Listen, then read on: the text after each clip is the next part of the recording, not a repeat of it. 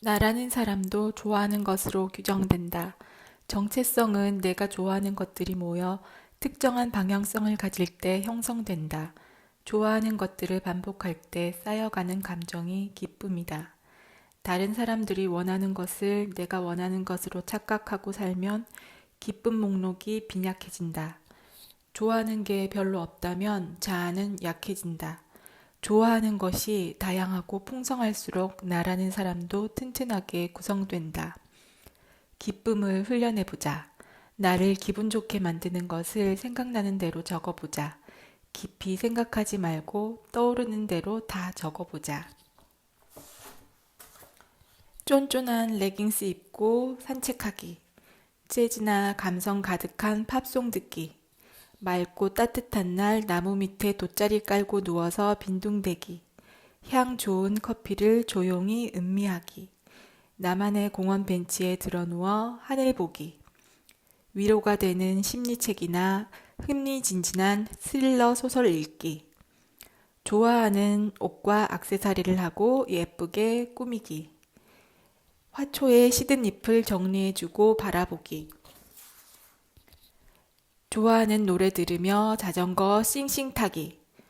건강한 식사한 뒤 달콤한 디저트 즐기기. 가벼운 홈 트레이닝 후 샤워하기. 창밖의 하늘보다 멍 때리기. 가능한 많이 적어본다.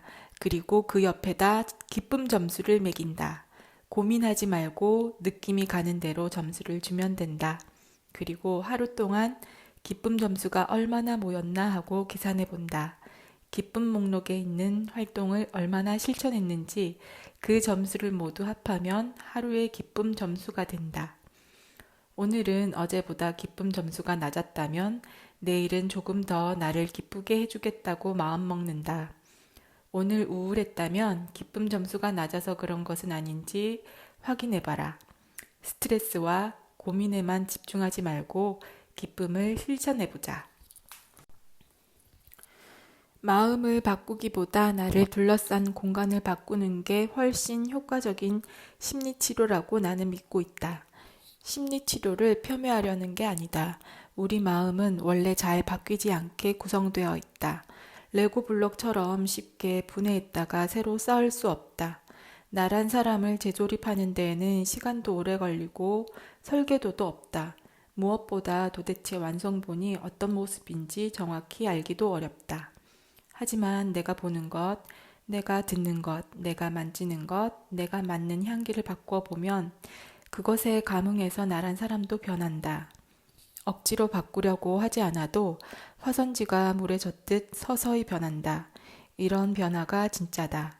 의도하고 계획하고 억지로 꾸미기보다 의식하지 않은 채로 자연스러운 흐름을 따르며 공명하듯 변하는 것이 진짜다.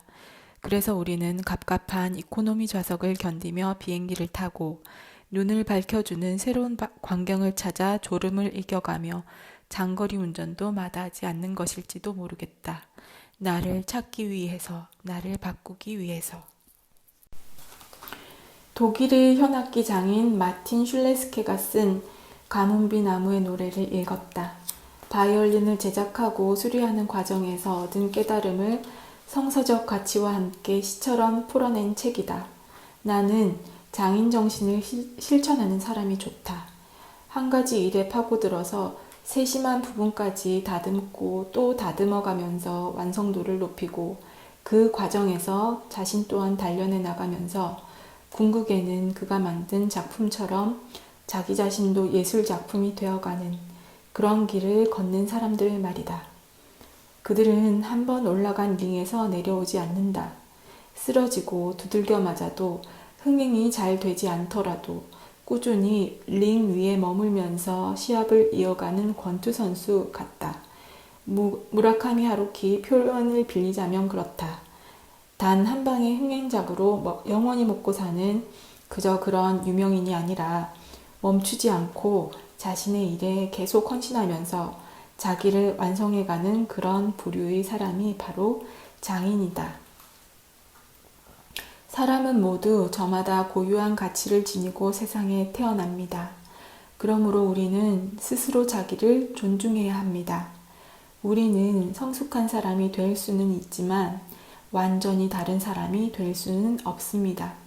우리는 자기 본연의 모습을 믿고 받아들이며 조금씩 더 나은 사람이 되어가야 합니다. 가뭄비 나무의 노래, 마틴 슐레스케, 유영미 옹김, 니케북스. 이러한 문장을 읽으면 융의 심리학을 따로 공부하지 않아도 도덕경을 여러 번 읽지 않더라도 모든 인간은 주어진 소명에 헌신하는 과정에서 삶의 진리를 자연스럽게 체득하게 된다는 것을 알게 된다. 오히려 너무 공부로만 깨치려 하고 지적 능력으로만 진리에 도달하려고 하는 사람에게 가뭄비 나무의 노래는 이렇게 경고한다. 행동보다 지혜가 많은 사람은 가지 많고 뿌리 얕은 나무와 같아서 바람이 불면 뿌리가 뽑혀 쓰러지고 만다. 삶의 본질은 이성적으로 얻어지는 것이 아니라고 조언한다. 어쩌면 본질적인 것은 우리의 이성으로 이해하는 것이 아니라 불현듯 엄습해오는 것이 아닐까요? 오늘 당신을 엄습할 지혜의 마음의 문을 여십시오. 지혜란 불현듯 엄습해오는 것이라고 한다. 아, 이 얼마나 멋진 표현인가. 그러니 지혜를 얻으려면 어떻게 해야 하겠는가? 끊임없이 현실에 부딪히며 소명에 자기 자신을 던져 넣어야 한다.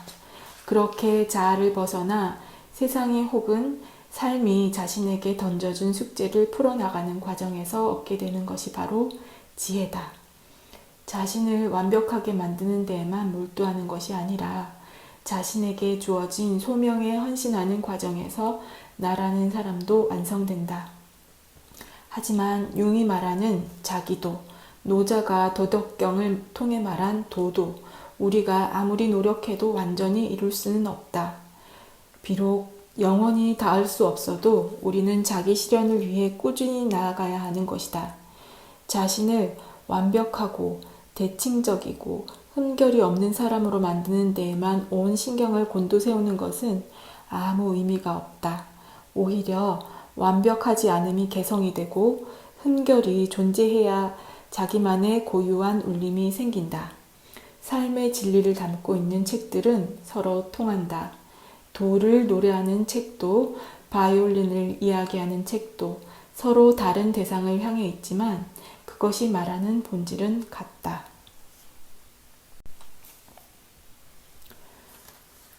과거가 되어가는 현재와 현재가 되어가는 미래에 대한 서사로 우리는 앞으로 나아갈 수 있다. 아름다운 삶을 살기 위해서는 상처에도 불구하고 어떻게 살아갈 것인가에 대한 나만의 이야기가 필요한 것이다. 그 이야기에 따라 우리는 행동하고 성장한다. 버려지고 상처받은 아이가 그 누구도 가지 않은 길로 여행을 떠나 장애물을 뛰어넘고 회방꾼을 무찌르며 전사가 되어가는 그런 이야기 말이다. 나의 이야기는 디오니소스처럼 마음을 풀어놓고 욕망을 쫓아 사는 것일 수도 있고 프로메테우스처럼 자기 힘으로 세상을 바꿔놓기도 하며 성자처럼 현실에서 한 발 물러나 저 높은 곳에서 삶을 바라보며 지혜를 탐구하는 것일 수도 있다. 역경에서 살아남고 세상 속에서 자신의 자리를 찾고 유일무이한 나를 완성해 나가는 이야기를 갖고 있어야 한다. 자존감이라는 것도 나에 대한 그럴듯한 이야기를 갖고 있느냐 없느냐에 따라 높다 느끼기도 하고 낮다 느끼기도 하는 것이다. 행복한 사람은 자신의 상처가 삶에서 어떤 의미인지에 대한 서사를 가지고 있다. 상처는 사라지지 않고 마음에 남아 나는 누구이고 무엇을 좋아하고 무엇을 위해 살아야 하는지 알려주는 신호가 된다. 그 신호는 아름다운 음악이 아니라 고막을 찢는 경적이고 큰 대가를 치러야만 의미를 이해할 수 있는 것이다. 상처는 목표를 만든다.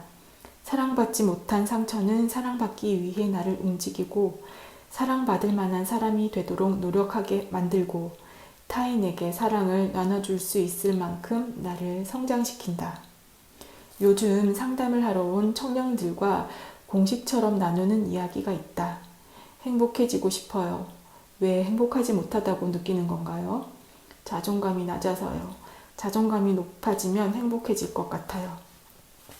자신이 자존감이 낮다고 판단하는 근거가 무엇인가요? 라고 물으면 어린 시절에 라면서 이런저런 마음의 상처를 받아서 자존감이 낮아졌다는 이야기가 이어진다.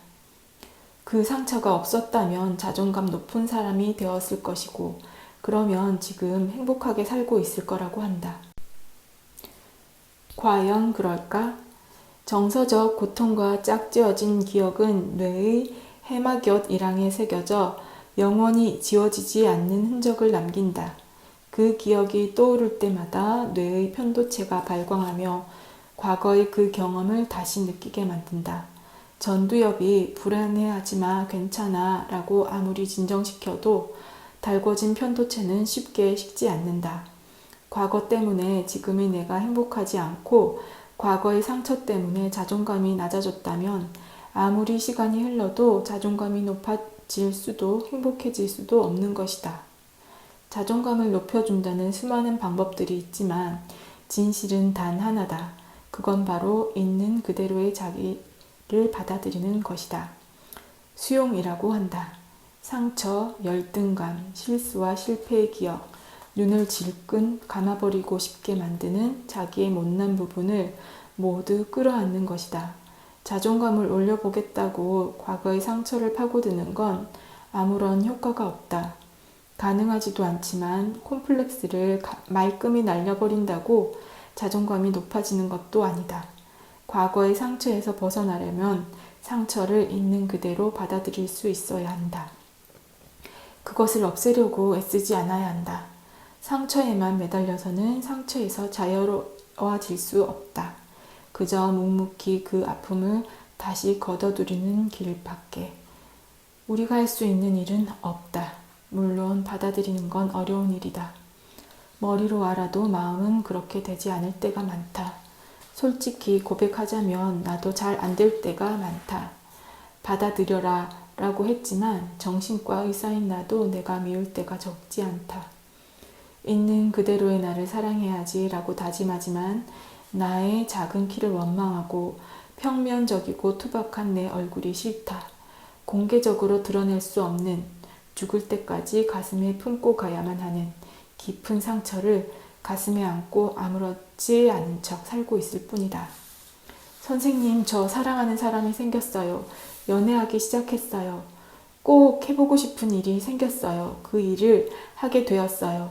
이런 말을 들으면 이제 우울증에서 벗어나 진짜 자기 삶을 살겠구나 느끼게 된다. 우울하지 않아요. 잠을 잘 자요. 이제 괴롭지 않아요. 라고 하는 게 아니라 사랑하는 사람이 생겼어요.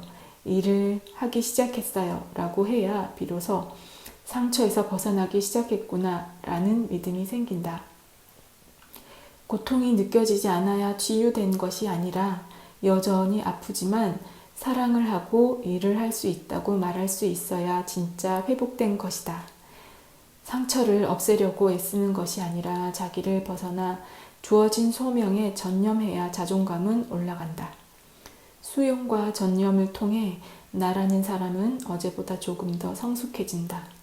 자존감을 높여준다는 책을 읽고 연습 문제를 푼다고 자존감이 높아지는 게 아니다. 자신에게 주어진 삶의 조건들을 아프지만 받아들이고 삶이 던져준 소명에 헌신할 때 자연스럽게 커지는 것이 자존감이다. 자신을 사랑해야 행복해진다고 말하지만 그것보다는 타인을 향해 사랑을 나눠주고 사랑하는 사람을 위해 희생할 때 비로소 행복해질 수 있다. 아름다운 삶이란 세상과 세상 사람들을 향해 멈추지 않고 행동할 때 일구어지는 것이다. 인생과 세상을 높은 시점에서 넓게 바라보고 진정한 자기 자신이 되기 위해 잠재력을 끌어올렸던 노력, 그 자체다.